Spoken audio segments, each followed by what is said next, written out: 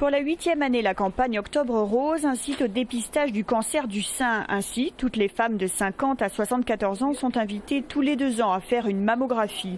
Un examen qui suscite une vive polémique. L'association UFC Que Choisir parle notamment de surdiagnostic.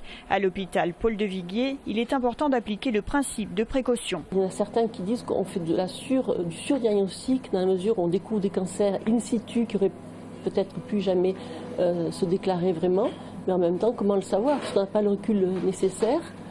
Et moi, je pars du principe, c'est toujours mieux d'enlever un cancer in situ, donc on sait qu'il ne se développera pas, que de laisser un cancer in situ sans savoir comment il va se développer.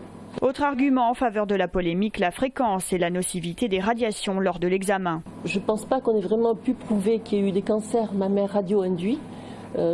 Du moins pas à ma connaissance. On commence justement à 50 ans dans la mesure où le sein est plus facile à interpréter, moins sensible aux rayons, puisque moins glandulaire, et ça, ce qui permet de voir des cancers donc le plus précocement possible.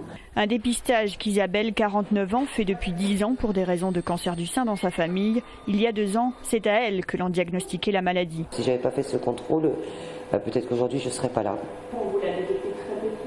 Très petit, donc une petite opération, 5 semaines de radiothérapie et après, Après il suffit de se suivre et de voir si tout va bien. En Haute-Garonne, plus de 150 000 femmes sont concernées par ce dépistage organisé. Pour l'instant, le taux de participation reste faible avec 37,6%. Il est de 52 au niveau national.